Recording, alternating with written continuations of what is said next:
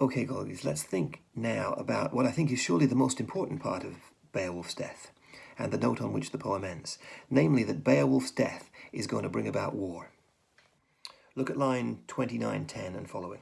Here the rider who announces Beowulf's death says, "Now war is looming over our nation. Soon it will be known to Franks and Frisians far and wide that the king is gone." This is what Beowulf's death means. The enemies of the Geat people, whom Beowulf has kept safe for 50 years, are going to start exacting their revenge on them. And war is going to come, and death is going to come. That endless circle with which we began the poem is going to keep turning, keep happening. The endless cycle of feuding, war, and death. That's what Beowulf's death brings about. That's the note on which we end the poem. Why is that, colleagues? First, let's note this. We learn, paying careful attention to the rider's account of the hostilities between the Geats and their neighbours, that the Geats have been the bad guys. Did you notice that? It's very important, isn't it? What's going to happen with Beowulf's death is that the Geats' enemies, with whom they started wars, with whom the Geats started wars, are going to be looking for revenge for the aggression that the Geats began, that Beowulf and his people began.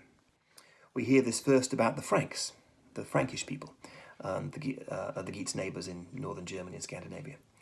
Line 29:14.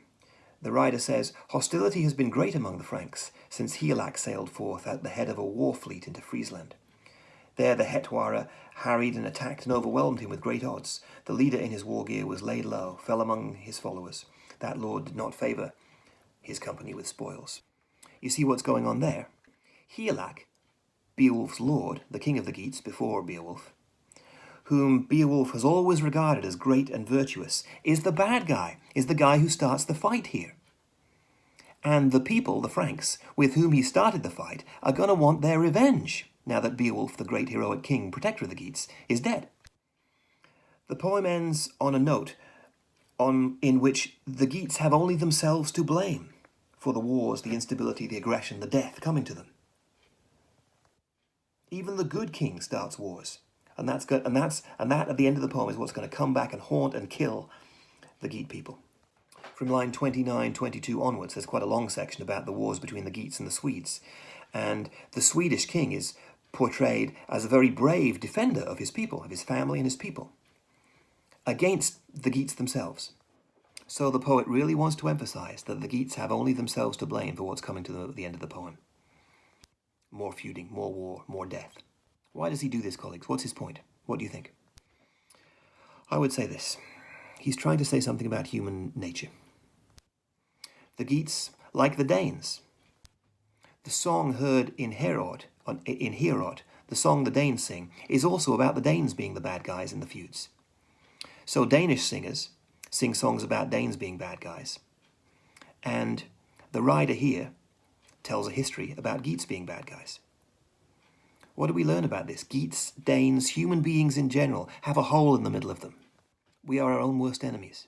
The Geats are violent and warlike.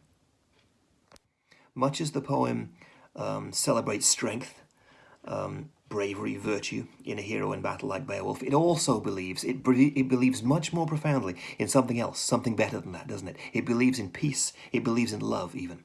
This is a subtle Christian critique of the whole worldview of the hero. It's been great reading about these heroic battles, but they're never gonna end.